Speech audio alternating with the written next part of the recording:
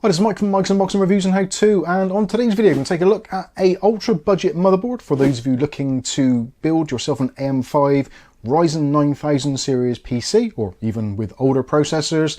This board has just been released on the B850 chipset and incorporates pretty much everything you need to get a decent gaming PC up and running. It is a very modestly priced board in terms of B850 chipset motherboards. This one I picked up from AWD here in the UK for around about £115, which isn't the cheapest, but certainly in terms of what is out on the market at the moment on the B850 chipset, it's actually a pretty darn good deal, whereas most boards, especially even ones from Asrock themselves, are around about the £140 to £150 mark plus. And this is a micro ATX board, so those are generally a little bit cheaper as well. Full-size boards on the B850 chipset are somewhere around the kind of 170 to 200 plus range. So for this being £115, I think it strikes a particularly good value option. So in today's video, I'm going to go through, do a quick unboxing, show you what you get, do a tour of the board, and show you what all the ports are, what it has, what it hasn't, and some of the things to watch out for. And then at the end of the video, I'll give you some of my recommendations and thoughts on the board itself. So we'll start off with the packaging. Pretty basic packaging, pretty much tells you everything you need to know there. So this is the Asrock B850M-X Wi-Fi. Yes, it has Wi-Fi and also built-in Bluetooth connectivity, which is pretty awesome. There isn't, as far as I can tell at the moment, a non-Wi-Fi version of this.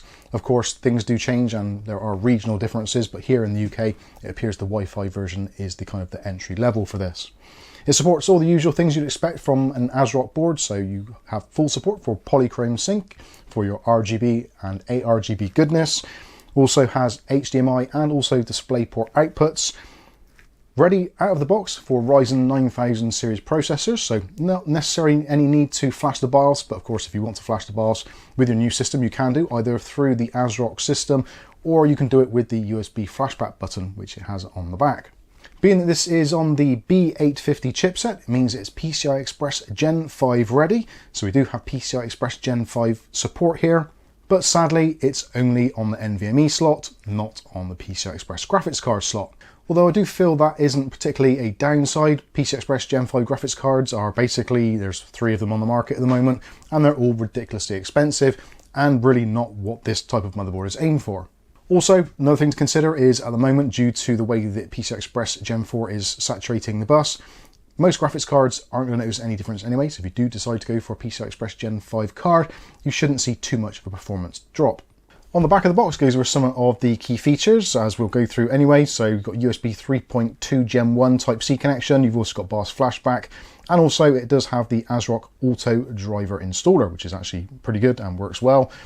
The VRMs on this, 6+1+1 power phase, Dr. Moss design, and you've also got the blazing M.2 PCI Express Gen 5x4, and also there is a supplementary PCI Express Gen 4x4 slot, so 2 M.2 slots in total on this board. Also, like I said, it incorporates Wi-Fi 6E using the 802.11axe format. Something to consider with this, unfortunately, for some apparent reason, there isn't a driver for Windows 10 for this. So if you do want to take advantage of the Wi-Fi and the integrated Bluetooth, you will need to be running a Windows 11 system. In terms of what's included in the box, obviously you get the motherboard itself, which is quite a nice looking board, very plain really, a little bit of an accent on the heatsink there, but otherwise a pretty muted color palette. So accessories wise, you've probably noticed already there isn't an integrated I/O shield. I don't see that as being a problem, and there is one included, and it's not one of these kind of cheap metal ones. Well, it is metal, and it probably is cheap, but it has got the backing on the back, so the padding on there to stop it rattling around inside your PC case. Overall, I think it's a pretty nice I/O shield. Also included, there are a pair of antenna for the Wi-Fi 6E and the Bluetooth connectivity. Something we don't often see these days, it does actually come with 2 SATA cables rather than the usual one. So yeah, for those of you still rocking SATA drives, you've got 2 cables ready to go straight out of the box. In terms of paperwork, it comes with the European regulatory notices, which no one really cares about. And it does have a quick install guide, which is a very generic thing. And I would have loved to have seen a proper printed user manual for this. Unfortunately, if you do want to access the user manual, you need to either scan the QR code or head over to the Asrock website. I'll put some links in the video description so you can check that out. So if you want to do a bit of a deeper dive, then please feel free to use the links.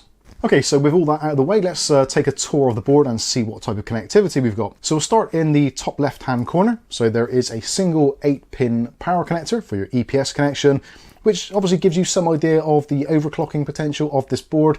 Now, for lower end processors, you're going to be able to tweak them a little bit, but this is only a 6+1+1 VRM, so it's going to be fine for normal desktop tasks and gaming and all the usual stuff. But if you're into hardcore overclocking, you may wish to look a little bit higher up the range. Again, this isn't what that board is actually targeted for. This is just a nice platform, cheap and cheerful, to get the job done. Having said that, even though the VRM is relatively weak, it does come with a nice large heatsink on there to try and keep it nice and cool. I'll try and do some follow-up testing of this with various processors just to give you an idea of how this goes, although realistically by the time this video comes out, I'd imagine Steve over at Hardware Unboxed has probably done a full B850 lineup with this, so maybe check that out as well. If there is such a thing, I'll put some links in the video description. If not, stay subscribed and we'll see how this does in a full build when we do one. So moving across from there, obviously we've got our AM5 socket here, so this is going to be compatible with basically every AM5 processor currently available on the market. So for the earlier 7000 series, maybe some of the 8000 APUs, and of course the new 9000 series processors. Again, do temper your expectations. If you're expecting to get this and run a 9950 X3D on it, then it's probably not the ideal match, but certainly it has got a listing on the website to say that it is compatible, but whether or not it's going to be a little bit harsh on the VRMs, again, we are yet to find that out. So moving across from there, we have our RAM slots. Now there are only 2 RAM slots on here, which I think is actually a sensible decision. Realistically, pretty much all AM5 processors really struggle with 4 sticks of RAM. Of course, if you know differently, please let me know in the comments. I'm sure some of you will. But I think this is the ideal solution. You don't necessarily want to be putting 4 sticks of RAM on there. It does overload the memory controller and it will reduce the speeds that you're going to get out of your RAM. So at least with this, it does support at the time of filming up to 8,800 megatransfers per second RAM. Again, your mileage is going to vary wildly. I would suggest a set of 6,000 or 6,400 megatransfers RAM is going to be absolutely fine.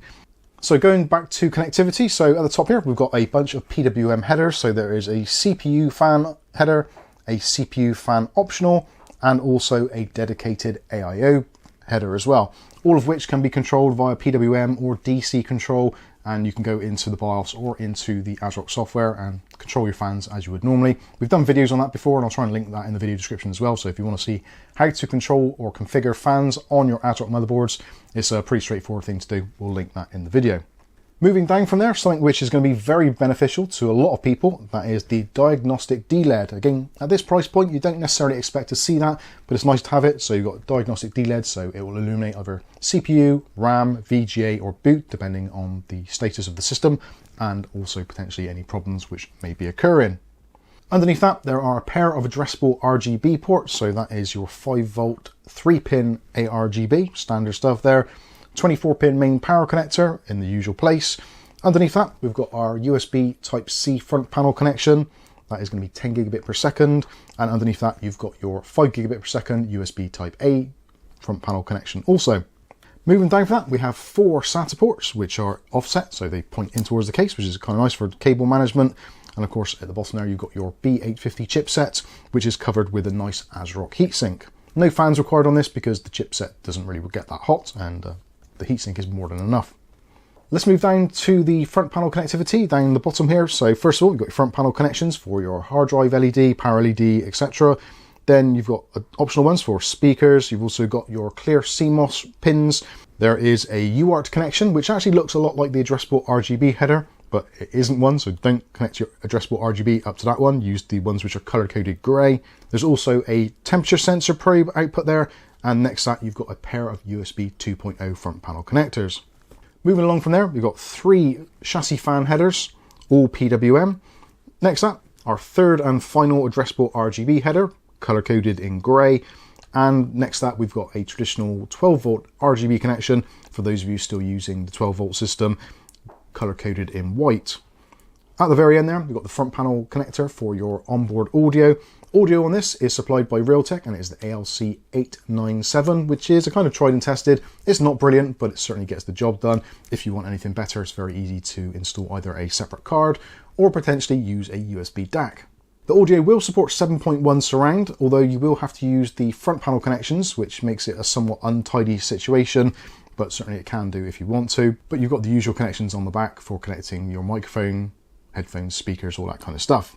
Moving up from that, there is the integrated Wi-Fi connection, again Wi-Fi 6E, so that's AXE standards, and also that supports Bluetooth 5.3. Next up, there is our CR2032 battery for retaining CMOS settings. Nice and easy to get to, and if you want to take the battery out, it's pretty straightforward to do. Alternatively, if you've got a graphics card installed and you can't gain access, you can use the clear CMOS buttons. Now let's take a look at the connectivity in terms of PCI Express and your NVMe.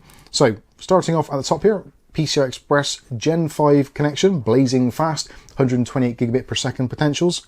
PCI Express Gen 5 by 4 for your M.2 connector. The heatsink itself actually has two heatsinks, so there's one on the board itself connected and there's one on the top plate, so you can use double-sided drives and keep them nice and cool.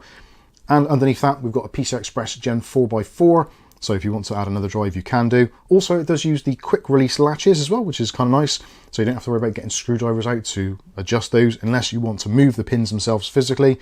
This will support up to 2280 size drives in both of the slots there. For those of you wondering, the PCI Express Gen 5x4 is supplied by the processor itself, so depending on what processor you put in, potentially you may not get those speeds, so do bear that in mind.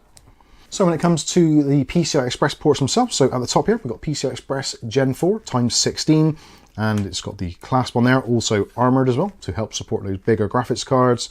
Underneath that, PCI Express Gen 4 x 1 slot, and at the very bottom, although PCI Express Gen 4 x 16 sized, this one is only wired for x4 connectivity. But for most people that's going to be absolutely great and is in a perfect position, as is the graphics card slot. You do find with a lot of these micro ATX motherboards, they tend to drop the slot down one, which then if you're using a double or triple slot GPU, it brings it awfully close to the bottom of your case, which could then stop it getting its adequate cooling. The fact they put this at the very top gives you basically a better chance of keeping your GPUs cool. So PCI Express Gen 4 x 16 top slot, PCI Express Gen 4 x 1 for this card here, and at the bottom PCI Express Gen 4 x 16 sized but only wired for x4. Again, that's going to be great for things like capture cards and add-on cards. x4 is more than enough for most of those types of devices. Also tucked away, there is a TPM header there if you want to add an additional TPM, if for some reason, I don't know why you'd want to, but potentially you might want to.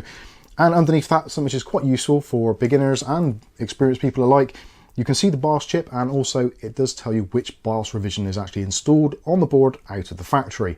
So unfortunately that isn't on the outside of the box to make it easier for retailers. So if you phone up and say what BIOS is on the board, yeah, anyway, you get the general idea, but you know there, this board comes with version 3.15 straight out of the factory. Obviously, depending when you're watching this and if you buy one, your version will be different, but certainly it is very helpful to work out if you actually need to flash the BIOS or not.